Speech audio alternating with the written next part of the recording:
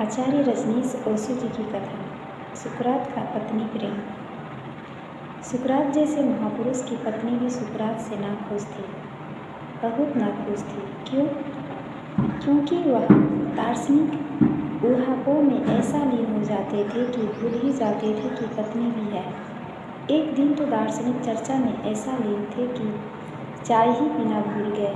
सुबह की पत्नी को ऐसा क्रोध आया, चाय बनाकर बैठी है और वह बाहर बैठकर चर्चा कर रहे हैं अपने शिष्यों के साथ। उसके क्रोध की सीमा न रही। वह भरी हुई केतली को लाकर उनके सिर पर उड़ेल दिया।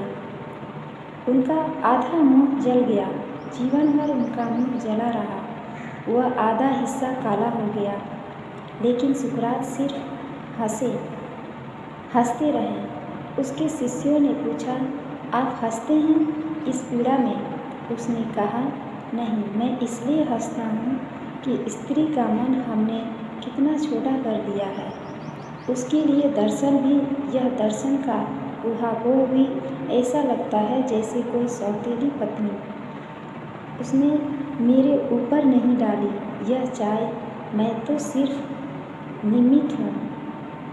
अगर दर्शन शास्त्र उसे मिल जाए कहीं तो गर्दन काट ले। दर्शन शास्त्र कहीं मिल नहीं सकता, इसलिए मैं तो सिर्फ बहाना हूँ। किसी ने सुकरात से पूछा, एक युवक ने, कि मैं विवाह करने का सोचता हूँ। सोचा आपसे ज़्यादा अनुभवी और कौन होगा। विचार में भी आप अंतिम शिखर हैं। आप जीवन के भी सब मीठे कड़वे अनुभव आपके हैं। क्या सवाल देते हैं?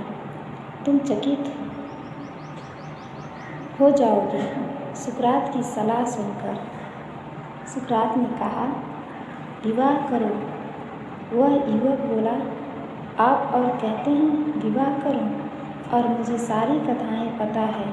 आपकी पत्नी जेनथिप्पे और आपके बीच में जो घटता है रोज रोज, वह सब मुझे पता है।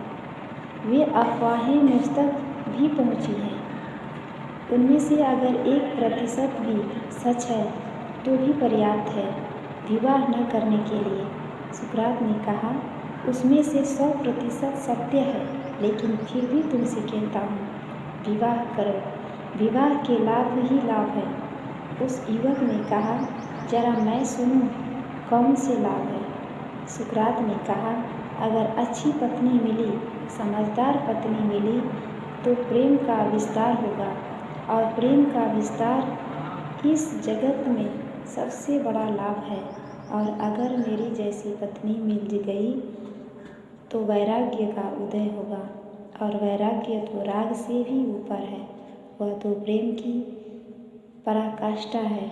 वह तो परमात्मा से प्रेम है। दोनों हालत में तुम लाभ ही लाभ में रहोगे।